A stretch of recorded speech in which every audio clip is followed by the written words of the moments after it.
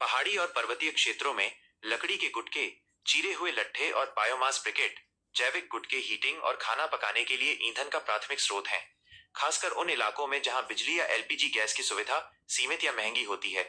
बांस या स्थानीय लकड़ी, ओक और चीड़ जैसी स्थानीय प्रजातियों के कड़े लकड़ी के लट्ठे और घने गुटके अधिक पसंद किए जाते हैं, क्योंकि वे लंबे समय तक जलते हैं और निरंतर उच्च ऊष्मा प्रदान करते हैं।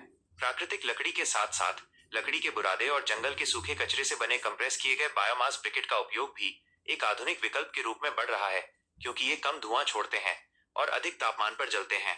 रेजिन राल से भरपूर चीड़ जैसी नरम लकड़ी का उपयोग अक्सर प्राकृतिक छिलके या पतली लकड़ियों के रूप में किया जाता है, ताकि ठंडे या नम मौसम में आसानी से आग सुलगाई जा सके। पारंपरिक चूल्हों या बुखारी जैसी हीटिंग प्रणालियों में खाना पकाने और कमरों को गर्म रखने के लिए लकड़ी के ईंधन की अत्यधिक आवश्यकता होती है। स्थानीय स्तर पर ईंधन जुटाने या खरीदने से पहाड़ी और दुर्गम रास्तों पर अन्य ईंधनों को परिवहन करने की भारी लागत से बचत होती है। इसके अलावा लकड़ी को एक समान छोटे गुटकों में काटने से उन्हें शेड या छज्जों के नीचे सघनता से इकट्ठा चट्टा लगाना करना आसान हो जाता है, जिससे वे बारिश या बर्फबारी के दौरान सूखे रहते हैं। हालांकि पारंपरिक ईंधन वाली लकड़ी पर अत्यधिक निर्भरता से नाजुक पहाड़ी पारिस्थितिकी तंत्र में वनों की कटाई का खतरा बना रहता है। इस समस्या से निपटने के लिए कई क्षेत्रीय अभियानों के तहत धुआं रहित उन्नत चूल्हों और प्रसंस्कृत बायोमास ब्रिकेट के उपयोग को बढ़ावा दिया जा रहा है, जिससे लकड़ी की खपत में 50% तक की कमी आती है और घरों के भीतर हवा की गुणवत्ता में भी सुधार होता है।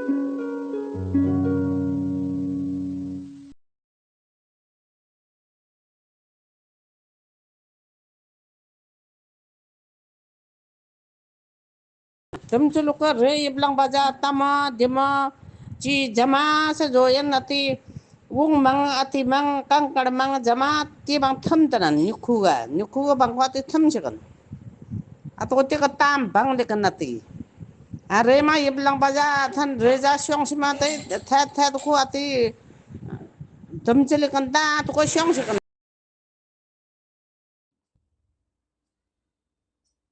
ग्रामीण और देहाती क्षेत्रों में खेतों की सीमाएं कई महत्वपूर्ण उद्देश्यों को पूरा करती हैं। ये न केवल संपत्ति की पहचान कराती हैं, बल्कि मवेशियों को भटकने से रोकती हैं, मिट्टी के कटाव को नियंत्रित करती हैं और जल प्रबंधन में भी मदद करती हैं। किसी भी क्षेत्र के भूगोल, इतिहास और वहां की जलवायु के आधार पर ये सीमाएं अलग अलग प्रकार की हो सकती हैं, जिन्हें मुख्य रूप से 4 श्रेणियों में विभाजित किया जा सकता है। प्राकृतिक या जीवित सीमाओं के अंतर्गत वनस्पतियों और पेड़ पौधों का उपयोग किया जाता है, जो पर्यावरण और स्थानीय वन्य जीवों के लिए बहुत फायदेमंद साबित होते हैं। इसमें झाड़ियों की कतार हेडरोज शामिल हैं, जो कटीले पौधों से बनाई जाती हैं और जैव विविधता को बढ़ावा देती हैं। इसके अलावा तेज हवाओं को रोकने और फसलों की रक्षा के लिए खेतों के किनारों पर पेड़ों की लंबी कतारें, शेल्टर बेल्ट्स लगाई जाती हैं, जबकि खेतों के बीच छोड़ी गई घास की अंजुती पट्टियां, वेजिटेटिव स्ट्रिप्स, मिट्टी के बहाव को रोकने का काम करती हैं। नदी घाटियों और कृषि प्रधान मैदानी इलाकों में मिट्टी और जल आधारित सीमाएं अधिक देखने को मिलती हैं, जहां जल प्रबंधन मुख्य उद्देश्य होता है। यहाँ मिट्टी को दबाकर बनाई गई उभरी हुई कतारें यानी मेड़, अर्थन बंड्स बेहद महत्वपूर्ण होती हैं, जो विशेष रूप से धान के खेतों में पानी रोक कर रखती हैं और किसानों के चलने के रास्ते के रूप में भी काम आती हैं। इसके साथ ही खेत के चारों ओर खोदे गए गड्ढे, नाइयां या खाइयां, डिचेस एंड ड्रेन संपत्ति को अलग करने के साथ साथ बारिश के अतिरिक्त पानी को बाहर निकालने में मदद करती हैं। जब प्राकृतिक वनस्पतियां कम होती हैं या मवेशियों को रोकने के लिए तुरंत और मजबूत घेराबंदी की आवश्यकता होती है, तब निर्मित या ढांचागत सीमाएं अपनाई जाती हैं। पहाड़ी और पथरीले क्षेत्रों में बिना सीमेंट या गारे के स्थानीय पत्थरों को सलीके से जोड़कर पत्थर की दीवारें, ड्राई स्टोन वॉल्स बनाई जाती हैं। मैदानी भागों में स्थानीय लकड़ियों से पारंपरिक लकड़ी की बाड़, वुडन फेंसिंग या फिर खंभों के सहारे कंटीले और जालीदार तारों को खींचकर आधुनिक तारबंदी वायर फेंसिंग की जाती है। कुछ आधुनिक क्षेत्रों में मवेशियों और जंगली जानवरों को रोकने के लिए सुरक्षित करंट वाली इलेक्ट्रिक बाड़ का भी उपयोग होता है। अंत में कई पारंपरिक या सहकारी खेती वाले गांवों में खेती योग्य जमीन को बचाने के लिए बड़ी भौतिक दीवारें बनाने के बजाय सांकेतिक या कानूनी सीमाओं का उपयोग किया जाता है। इसके तहत खेत के मुख्य कोनों पर जमीन में कंक्रीट या पत्थर के पिलर गाड़ दिए जाते हैं, जिन्हें सीमा पत्थर या बुर्ज बाउंड्री स्टोन्स कहा जाता है, और इनके बीच की काल्पनिक सीधी रेखा ही कानूनी सीमा मानी जाती है। इसके अलावा किसान हल चलाकर बनाई गई गहरी लकीरों या दो खेतों के बीच छोड़ी गई थोड़ी सी खाली जगह, फरोज और बॉक्स के जरिए भी ये तय करते हैं कि एक का खेत कहाँ खत्म हो रहा है और दूसरे का कहाँ से शुरू।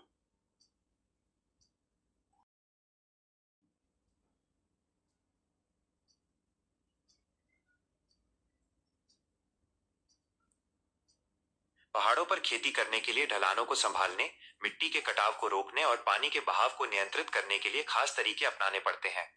मैदानी इलाकों की तरह सीधे सपाट खेतों के बजाय पहाड़ी खेतों का आकार और प्रकार वहां की ढलान और जमीन की बनावट के हिसाब से तय होता है। इन क्षेत्रों में सबसे लोकप्रिय सीढ़ीदार खेत टेरेस फील्ड्स होते हैं, जिसमें पहाड़ की खड़ी ढलानों को काटकर सीढ़ी की तरह समतल प्लेटफॉर्म बनाए जाते हैं। इनमें बेंच टेरेस विशाल सीढ़ियों जैसे होते हैं जो धान जैसी अधिक पानी वाली फसलों के लिए बेहतरीन होते हैं, जबकि पॉकेट टेरेस बेहद दुर्गम ढलानों पर छोटे और अलग थलग हिस्सों में बनाए जाते हैं।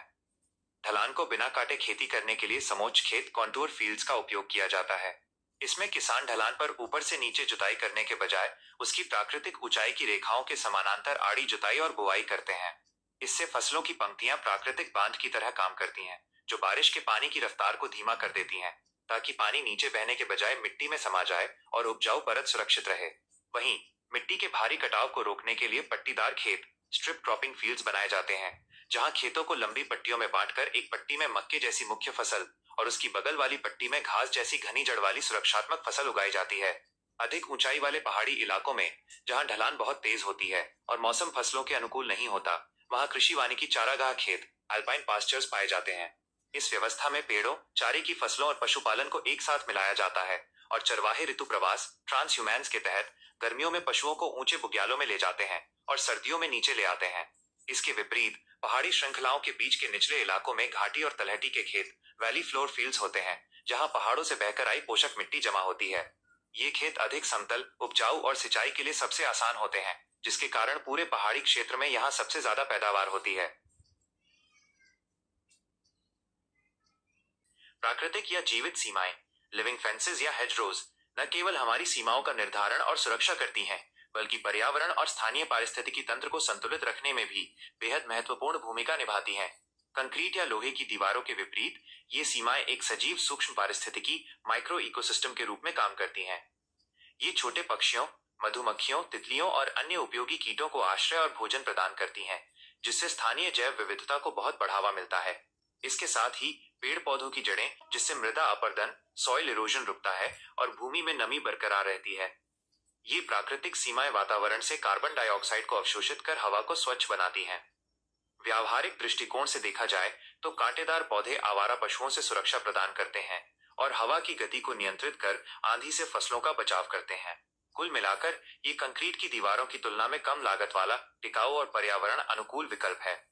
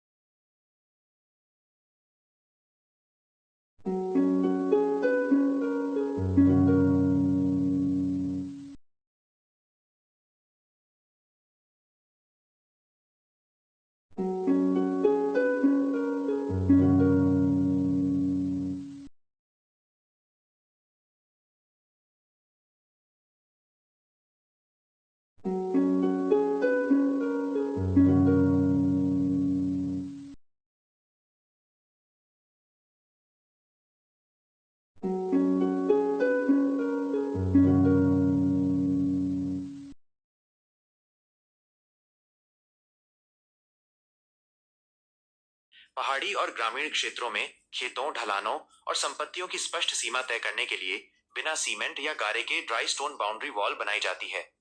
स्थानीय पत्थरों को सलीके से तराशकर और जोड़कर बनाई जाने वाली ये सीमा दीवार न केवल जमीन का मालिकाना हक स्पष्ट करती है, बल्कि आवारा और जंगली पशुओं से फसलों की सुरक्षा भी करती है। सीमा सुरक्षा के लिहाज से ये दीवार बेहद व्यावहारिक और टिकाऊ होती है। पत्थरों के स्वाभाविक वजन और संतुलन के कारण ये ढलान वाली जमीनों पर भी बिना खिसके मजबूती से टिकी रहती है।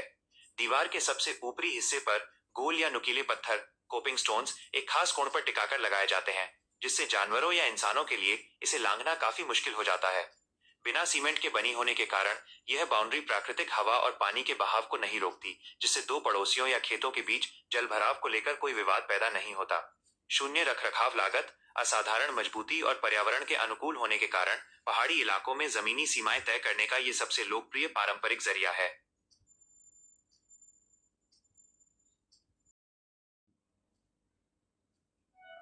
खेतों के बीच छोड़ी गई घास की अनजुती पट्टियां, जिन्हें तकनीकी रूप से वेजिटेटिव स्ट्रिप्स या फिल्टर स्ट्रिप्स कहा जाता है, मृदा संरक्षण, सॉइल कंजर्वेशन का एक बहुत ही प्रभावी और प्राकृतिक जरिया है। जब भारी बारिश के कारण खेतों में पानी बहता है, तो ये अपने साथ जमीन की सबसे उपजाऊ ऊपरी परत, टॉप सॉइल को भी बहाकर ले जाता है। खेतों के बीच में उगी घास की ये पट्टियां बहते हुए पानी के रास्ते में प्राकृतिक रुकावट बनकर उसकी गति को काफी धीमा कर देती हैं। पानी की रफ्तार कम होते ही इन पट्टियों का असली काम शुरू होता है। घास की घनी जड़ें एक ओर जहां अपने नीचे की मिट्टी को कसकर पकड़े रखती हैं, वहीं दूसरी ओर घास के तने बहकर आ रही उपजाऊ मिट्टी को रोककर एक छलनी की तरह छान लेते हैं। इससे मिट्टी बहने के बजाय वहीं रुक जाती है और केवल पानी आगे बढ़ता है। इसके अलावा पानी का बहाव धीमा होने से उसे जमीन के भीतर रिपने, एब्जॉर्ब होने का भरपूर समय मिल जाता है, जिससे खेत में लंबे समय तक नमी बनी रहती है और भूजल स्तर में भी सुधार होता है। व्यावहारिक दृष्टि से ये तरीका किसानों के लिए अत्यंत फायदेमंद है, क्योंकि इसके लिए किसी बड़े बजट या निर्माण की आवश्यकता नहीं होती। मिट्टी के कटाव को रोकने के साथ साथ ये पट्टियां खेतों में इस्तेमाल किए गए उर्वरकों और कीटनाशकों को बहकर पास की नदियों या तालाबों में मिलने से रोकती हैं, जिससे आसपास के जल स्रोत भी प्रदूषित होने से बच जाते हैं।